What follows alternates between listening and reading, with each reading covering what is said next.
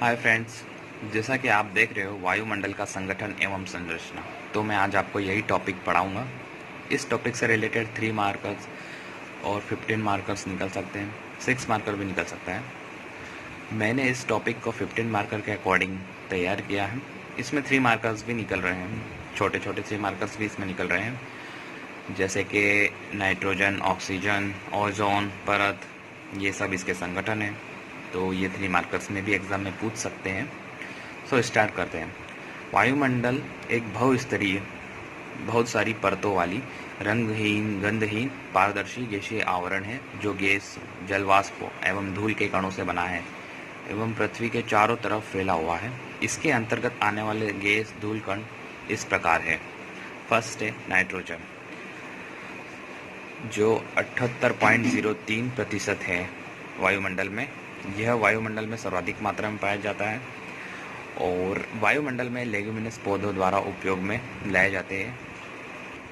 Second है oxygen, इसका प्रतिशत 20.99% है। यह वायुमंडल में द्वितीय स्थान पर सर्वाधिक मात्रा में पाई जाती है। 120 किलोमीटर की ऊंचाई तक पाई जाती है। मनुष्य एवं जीव जंतु हेतु प्राणदायिनी गैस है। थर्ड नंबर पर आर्गन, जो वायुमंडल में 0.93% पाई जाती है।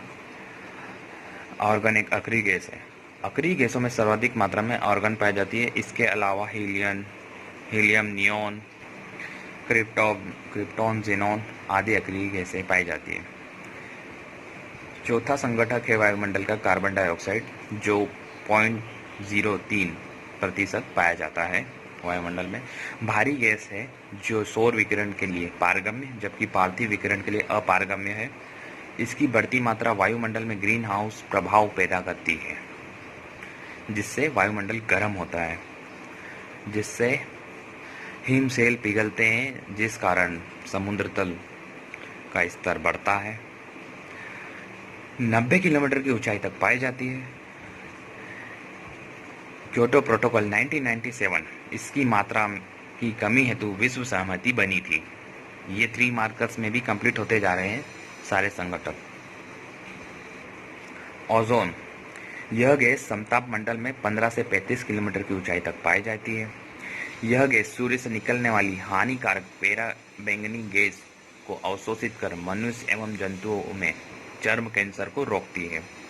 नाइट्रोजन ऑक्साइड जेट विमानों से निकलता है जो एवं CFC, जो फ्रिज एयर कंडीशनर से निकलते हैं, से इसकी परत को काफ़ी क्षति हो रही है। इसके संरक्षण हेतु मॉन्ट्रियल प्रोटोकॉल 1987 विश्व सहमति बनी थी। 6 है जल वाष्प एवं धूल कण। वायुमंडल में जल वाष्प 0 से 4% तक पाई जाती है। विषुवत रेखा से ध्रुवों की ओर जाने में जल वाष्प की मात्रा में कमी आती है। यह भी ग्रीन हाउस प्रभाव में सहायक है। धूल कण वायुमंडल में निचले स्तर पर पाए जाते हैं। यह संघनन के केंद्र होते हैं तथा सूर्य की ऊष्मा को रोकने एवं दिशा परिवर्तित करने में सहायक होते हैं। सो गाइस, मैंने ये आपको समझा दिया है। इसमें 3 मार्कर्स भी निकल गए हैं। आपको यदि इसको 6 मार्कर बनाना है तो हर एक संगठक की एक एक लाइन ले ले। गाइस, ये याद रखें कि पढ़ना ज़्यादा है तभी उतना तो याद रहेगा जितना हम एग्ज़ाम में लिख कर आएंगे। ये मेरा फंडा बचपन से ही रहा है। गाइस, अगला टॉपिक है वायुमंडल की संरचना। ये भी सीधा सीधा क्वेश्चन है।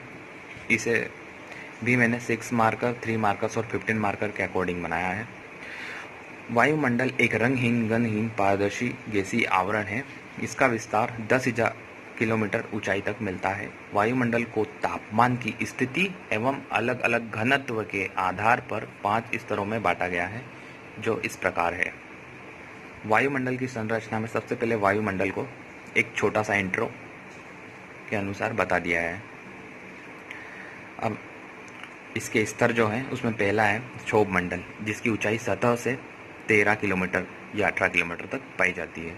यह सबसे निचला स्तर है वायुमंडल में। समस्त मौसमी घटनाएं इसी मंडल में होती है। वायु संवहन के कारण इसकी मोटाई सबसे अधिक विषुवत रेखा पर होती है।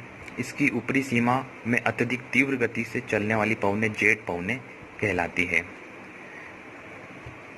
गाइस, ये है इसका मानचित्र। पृथ्वी, उसके ऊपर क्षोभ मंडल, फिर समताप मंडल, फिर मध्य मंडल, फिर आयन मंडल, फिर बाह्य मंडल। इनकी दूरियां भी मैंने दे रखी है। क्षोभ मंडल 18, समताप 50 किलोमीटर की दूरी तक, मध्य मंडल 80, आयन मंडल 640 किलोमीटर और बाह्य मंडल 1000 किलोमीटर तक। सप्ताम मंडल, इसकी ऊंचाई 18 किलोमीटर से 50 किलोमीटर तक है। इस मंडल के निचले भाग में 20 किलोमीटर की ऊंचाई तक तापमान में कोई परिवर्तन नहीं होता, इसलिए इसे समताप मंडल कहते हैं। ओजोन परत का विस्तार इस मंडल में 15 से 35 किलोमीटर की ऊंचाई तक पाया जाता है। यह मंडल समस्त मौसमी घटनाओं से मुक्त होता है, इसलिए वायुयान इसी मंडल में उड़ान भरते हैं। तापमान में वृद्धि ऊंचाई की ओर जाने पर बढ़ती है। थर्ड पॉइंट है मध्य मंडल। वायुमंडल का तीसरा स्तर मध्य मंडल है। इसकी ऊंचाई 50 से 80 किलोमीटर तक है। इस मंडल में तापमान में अचानक गिरावट आती है। न्यूनतम तापमान की सीमा को मेसोपाउस कहते हैं। गाइस, ये मध्य मंडल है और ये न्यूनतम तापमान की सीमा, इसे मेसोपाउस कहते हैं। इसे स्ट्रेटोपाउस कहते हैं।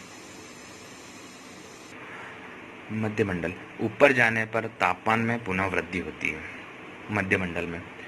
अब अगला है फ्रेंड्स आयन मंडल। इसकी ऊंचाई 80 से 640 किलोमीटर तक होती है। यह मंडल 4 परतों में DEFG में विभाजित होता है। आयन मंडल की परत में विभिन्न आवृत्तियों की रेडियो तरंगें परावर्तित होती है। इसी मंडल में उत्तरी ध्रुवी प्रकाश एवं दक्षिणी ध्रुवी प्रकाश के दर्शन होते हैं। इन्हें अरोरा बोरियोलिस एवं अरोरा ऑस्ट्रेलिस के नाम से भी जाना जाता है। लास्ट है फ्रेंड्स बाह्य मंडल। ऊंचाई इसकी 640 से 1000 किलोमीटर तक। इस परत में हाइड्रोजन एवं हीलियम की प्रधानता होती है। यह मंडल 1000 किलोमीटर बाद अत्यंत विरल हो जाता है एवं 10,000 किलोमीटर की ऊंचाई के बाद यह मंडल अंतरिक्ष में विलीन हो जाता है। सो गाइस, ये 2 टॉपिक कंप्लीट हो चुके हैं। आपको वीडियो कैसा लगा मुझे बताइएगा कमेंट में। Thank you.